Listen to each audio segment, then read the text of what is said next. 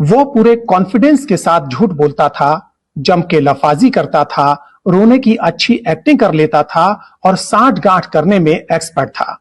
आज हम बात करेंगे कि कैसे झूठ, नफरत, लफाजी, जुगाड़बाजी और साठ गांठ के बलबूते एक कम पढ़े लिखे, सनकी और ओछे आदमी ने कैसे एक भरे पूरे देश को तबाह कर डाला।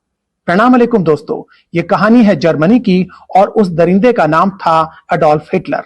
अगर ये कहानी सुनाते समय आपके दिमाग में और कोई चेहरा आने लगे तो ये आपकी प्रॉब्लम है। तो आइए शुरू करते हैं। हिटलर जिस पार्टी का मेंबर था उसके सामने फंडिंग की समस्या थी। पार्टी के लीडर भी बूढ़े और कमजोर हो चुके थे। ऐसे में अपने उद्योगपति दोस्तों से बहुत बड़ी फंडिंग का जुगाड़ करके हिटलर ने पार्टी के पुराने नेताओं को साइड लगा दिया और पार्टी का सर्वेसर्वा बन गया।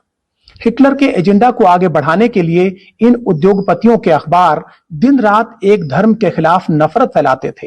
ये लोग क्या खाते हैं, क्या पहनते हैं, इनकी संख्या बढ़ रही है, ईसाई लड़कियां इनसे शादी कर रही हैं, ये सब चर्चा किया करते थे और साथ ही साथ हिटलर की महामानव जैसी इमेज पेश करते थे। जबकि हिटलर बहुत ही औसत बुद्धि का, बहुत डरपोक, सनकी और कुंठित आदमी था। वो शारीरिक तौर पर तो कमजोर था ही, मानसिक रूप से भी बीमार था।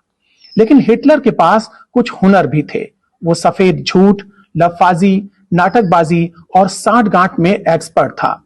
वो हाथ हिला हिला कर, आंखें नचा नचा कर भाषण देता था, जिनमें तथ्यों के बजाय झूठ और बतौलेबाजी भरी होती थी।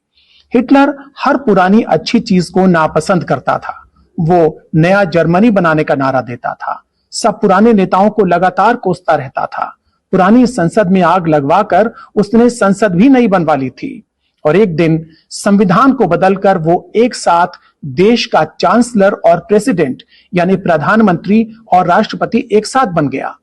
हिटलर ने अपने बारे में प्रचार करवाया कि उसकी ऑफिशियल शादी नहीं है, परिवार नहीं है, वो खाएगा तो किसके लिए। लेकिन वो खाता भी था और अपने दोस्तों को खिलाता भी था। मीडिया उसके बारे में कहता था कि वो बहुत कम सोता है, बहुत कम भोजन करता है और पूरा समय जर्मनी के हितों के लिए काम करता है। जबकि उसका ज्यादातर समय साजिशें करने में, मेकअप करने में, फोटोशूट करने में और भाषणों की रिहर्सल करने में बीतता था। हिटलर शाकाहारी था लेकिन हत्यारा था। उसे सजने संवरने का और अलग अलग पोज में तस्वीरें खिंचवाने का बहुत शौक था। वो बच्चों के साथ फोटो खिंचवाता था, लेकिन उसने लाखों बच्चों की हत्या करवाई या उन्हें यतीम बनवा दिया। और अब हिटलर का अंजाम। अपनी हार नजदीक देखकर हिटलर ने अपनी प्रेमिका समेत खुदकुशी कर ली।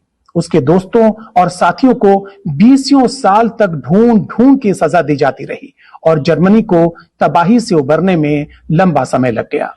हिटलर की कहानी हमने आपको इसलिए सुनाई ताकि आप और हम मिलकर उस दरिंदे को लानत भेज सकें और फिर किसी हिटलर को पनपने न दें। जय हिंद, जय जगत।